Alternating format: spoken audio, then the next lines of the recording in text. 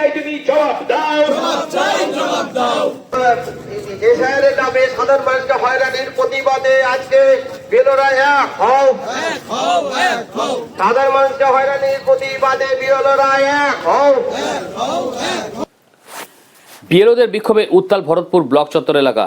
SIR এর প্রশাসনিক জটিলতা এবং লজিক্যাল ডিসক্রিপেন্সির নামে ক্রমাগত হয়রানির প্রতিবাদে সেবা সরব হলেন ভরতপুর এক ব্লকের 69 বিধানসভার বিএলও কর্মীরা।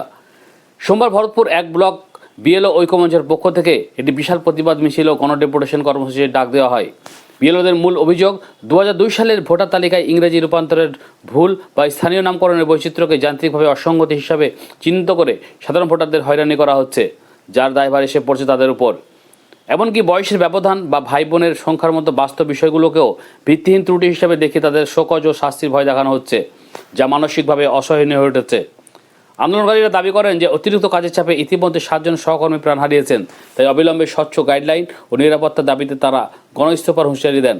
তবে এদিন ইআরও আন্দোলনকারীদের স্মারকলিপি গ্রহণ করে তাদের সমস্যাগুলো সহানুভূতির সাথে শোনেন এবং ঊর্ধ্বতন কর্তৃপক্ষের সঙ্গে আলোচনা করে দ্রুত সমাধানের আশ্বাস দেন। কর্তৃপক্ষের এই ইতিবাচক মনোভাব আপাতত বিক্ষোভ কর্মসূচি শিথিল হলেও নিজেদের সম্মান ও অধিকার রক্ষায় দ্রুত স্থায়ী সমাধানের অপেক্ষায় রয়েছেন শতাধিক বিএলও কর্মী। আমরা ভরতপুর বিএলও ঐক্যমঞ্চ একটি অরাজনৈতিক সংগঠন, যে সংগঠন শুধুমাত্র বিএলও নয়, সাধারণ মানুষদের যে ন্যায্য দাবি, সাংবিধানিক অধিকার, সেই অধিকারকে সুপ্রতিষ্ঠিত করার জন্য লড়াই করছে এবং তাদের কিছু দাবি ছিল, সেই দাবিসমূহ নিয়েই আমরা এখানে উপস্থিত হয়েছি। কী কী দাবি ছিল আপনাদের? আমাদের দাবি ছিল যে হিয়ারিংয়ের নামে সাধারণ মানুষকে হয়রানি করা চলবে না। নির্দিষ্ট গাইডলাইন ছাড়া কোনো কাজ আমরা ভার্বাল ইনস্ট্রাকশন বা হোয়াটসঅ্যাপ নির্দেশের মাধ্যমে করব না। কোনো নির্বাচকের নাম বাদ গেলে বিএলওদের দায়ী কোনো রকমভাবেই করা চলবে না। 2002 সালের যে বাংলা নির্বাচন তালিকা ইংরেজিতে রূপান্তর করে সাধারণ মানুষ ও বিএলওদেরকে কেন তার দায়ভার নিতে হবে? কমিশন নির্ধারিত তথ্য ও বিএলও আন্ডারটেকিং লেটার দেওয়া সত্ত্বেও হিয়ারিং হচ্ছে কেন? এই বিষয়ে আমরা ইলেকশন কমিশন অফ ইন্ডিয়ার কাছ থেকে জবাব দাবি করছি। আচ্ছা দাদা, এই যে দাবিগুলো বললেন, একগুচ্ছ দাবি, আরও দাবি আছে নিশ্চয়ই আপনাদের। তো আপনাদের ফিল্ডে কাজ করতে কীরকম সমস্যার সম্মুখীন হতে হচ্ছে? প্রথমেই যে জিনিসটা সমস্যা হচ্ছে যে মানুষ আতঙ্কগ্রস্ত। শুধুমাত্র মানুষ আতঙ্কগ্রস্ত নয়, আমাদের বিএলও বন্ধুরাও আতঙ্কগ্রস্ত। ইতিমধ্যেই আমরা আমাদের 7 জন বিএলও বন্ধুকে হারিয়েছি, তার মধ্যে 5 জন আত্মহত্যা করেছে এবং 2 জন এই মানসিক অত্যাচারের চাপে তারাও মারা গিয়েছে।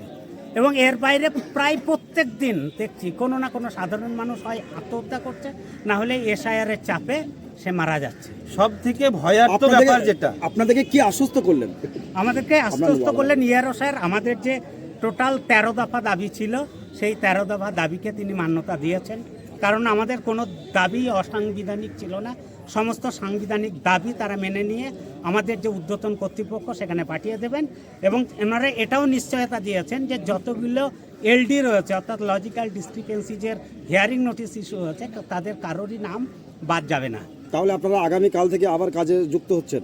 হ্যাঁ, আমাদের যদি সুরক্ষার দিকটা সুনিশ্চিত করা হয় এবং জনসচেতনতা গড়ে তোলা হয়, অর্থাৎ প্রচারের মাধ্যমে বা মাইকিংয়ের মাধ্যমে জনগণকে এই বিষয়ে সচেতন করা হয়, মানুষ যাতে প্যানিক স্ট্রাইকে না হয়ে কোনো বিএলও বন্ধুর ওপর আক্রমণ না করে, এই বিষয়ে যদি সচেতনতা যে আয়োজন মাইকিং সেটা যদি করা হয়, তাহলে আমরা সেই সুরক্ষার জায়গা পেলে নিশ্চয়ই বিএলও বন্ধুরা আগামীকাল থেকে কাজ করবে।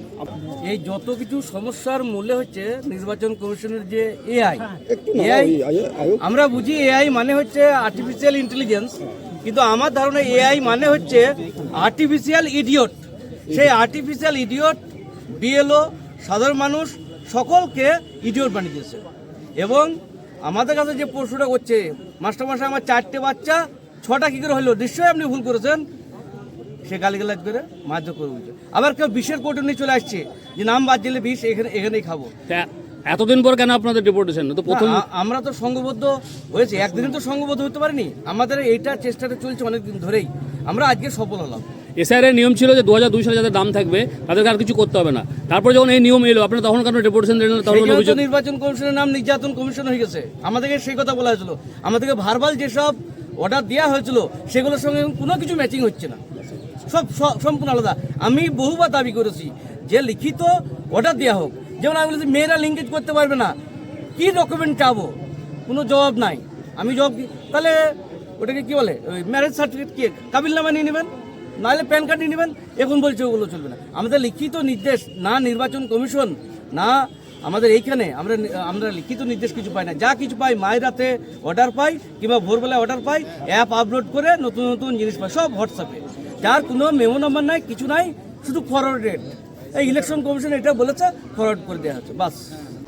আমাদের দাবি ছিল আমরা 69 বিধানসভা এবং 67 বিধানসভা, দুটো বিধানসভার বিএলওরা একত্রিত হয়ে আমাদের যেটা প্রথম দাবি ছিল, আমরা যখন সাধারণ মানুষের কাছে হিয়ারিং নোটিশ নিয়ে যাচ্ছি তখন তারা সবাই আতঙ্কিত, কারণ তাদের কারো না কারো, এমনকি নিজেরও 2002 সালের বিধানসভার নির্বাচক যে তালিকা, সেই তালিকাতে তাদের নাম আছে এবং তাদের ছেলে মেয়েদের নাম আছে। তাহলে আবার কেন তাদের নোটিশ? এই যে আতঙ্ক, এর ফলে কি তাহলে আমরা যদি নামটা কি আমাদের বাদ যাবে? এই নিয়ে যে আতঙ্কিত পরিবেশ এবং সাধারণ মানুষকে হয়রানি করা, তার বিরুদ্ধে এই বিএলওদের আজকে ডেপুটেশন। আপনাদেরকে ফিল্ডে কি সমস্যার সম্মুখীন হতে হচ্ছে? প্রথমেই বললাম যে আমরা যেদিন থেকে এসআইআর শুরু হয়েছে 27শে অক্টোবর, এবং আমরা 3 তারিখ থেকে এনুমারেশন ফর্ম বিলি করছি। এনুমারেশন ফর্ম দিয়েছি, তারা সুন্দরভাবে নিয়েছে, সুন্দরভাবে ডকুমেন্ট দিয়েছে। ইসিআই এর তখন গাইডলাইন ছিল কোনো ডকুমেন্টস নেওয়া যাবে না। এখন আবার সেই নির্বাচকের কাছে গিয়ে আমাদেরকে বলতে হচ্ছে যে আপনার লজিক্যালি ডিসক্রিপেন্সিস এসছে। সে একটা ডকুমেন্ট দিল, আমরা বিএলওরা সকলে মিলে আন্ডারটেকিং লেটার দিয়ে বলে দিলাম একই ব্যক্তি, এসকে শেখ আর এসিকে এই শেখ। আবার কিছু ক্ষেত্রে দেখা গেছে যে সম্পূর্ণ আলাদা নাম এআই দ্বারা জেনারেট করা হয়েছে। তার দায় কি আমরা বিএলওরা নেব না সাধারণ মানুষ নেবে? এর বিরুদ্ধে আমাদের প্রতিবাদ, তাই গণডেপুটেশন। আজকে যে ডেপুটেশন দিলেন, এতে তো অনেক সাধারণ মানুষ হয়রানি হয়েছে। প্রথমে আমি বলি, আমাদের যেহেতু এর আগে সার্ভ হয়ে গেছে হিয়ারিং নোটিশ, তার জন্য তারা চলে এসছে। আমরা যে কটা পার্টে শুধুমাত্র হিয়ারিং চলছিল তাদের কাছে আমরা আধা ঘন্টা করে সময় চেয়ে নিয়েছিলাম সাধারণ জনগণের কাছে, তার জন্য ক্ষমা প্রার্থী। এবং তারপরে আমাদের যখন ডেপুটেশন শেষ হয়ে গেছে, তারপরে আবার বিএলওরা নিজের কাজে যোগ দিয়েছে এবং হিয়ারিং চলছে, যাতে সাধারণ জনগণের কোনো অসুবিধা না হয়।